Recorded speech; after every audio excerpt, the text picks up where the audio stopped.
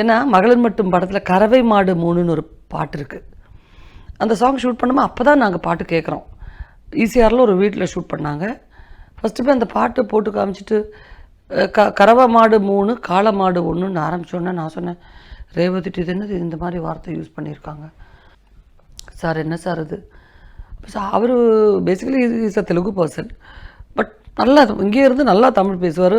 Michael மதன காமராஜன் அவர் தான் பண்ணியிருக்காரு. So அவருடைய கன்னடா ஃபிலிம் நான் பண்ணியிருக்கேன். சொன்னோடனே சார் சொன்னார், அம்மா அப்படி இல்லைம்மா, குடும்பத்துக்காக உழைக்கிற பெண்களை வந்து அது ஒரு யூசேஜ் அப்படின்னு சொல்கிறது. ஒரு நம்ம வந்து டெய்லி பால் கொடுக்குற அந்த பசுவுக்கு அதுக்கு உடம்பு சரியில்லை, அதுக்கு வேறு ஏதாவது பிரச்சனையா, அதெல்லாம் நம்ம யாரும் கவனிக்கிறது இல்லை. பால் கரெக்டாக கறக்குதா அதுதான் யோசிப்போம்.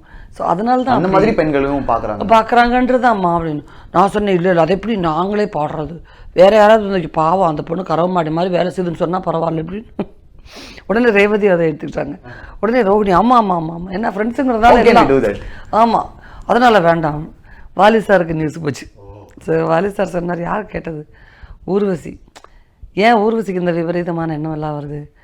இதுதான் அர்த்தம்னு சொல்லுங்கப்பா, அதெல்லாம் பாடிடும், அதை எக்ஸ்பிளைன் பண்ணுங்கன்னு. அதுக்கப்புறம் வந்து எனக்கு டைரக்டர் சொன்னாரம்மா, வாலி சார் சொன்னார், இந்த பாட்டை நீங்கள் பாடி எடுங்க, உங்களுக்கு ஏதாவது அதில் வந்து பிரச்சனை வந்துச்சுன்னா அதை டோட்டலாக அந்த பாட்டை இப்போ தூக்கிடலான்னு சொல்கிறாரு. அப்படி சொல்கிறாரா? நீங்கள் பாருங்கள், நீங்கள் கறவை மாடுன்னு உங்களை சொல்கிற அந்த ஹீரோவை நீங்கள் என்ன பாடாப்படுத்த போகிறீங்கன்னு முதல்ல பாருங்கள். அவர் என்ன எங்களை அப்படி கூப்பிட்டீங்களா வணக்கங்கன்னு சொல்லி நீங்கள் வந்து வெல்கம் பண்ணல, நீங்கள் அதை போட்டு டார்ச்சர் பண்ண போகிறீங்க. திருப்தி ஆகி போச்சு. சரி ஓகே.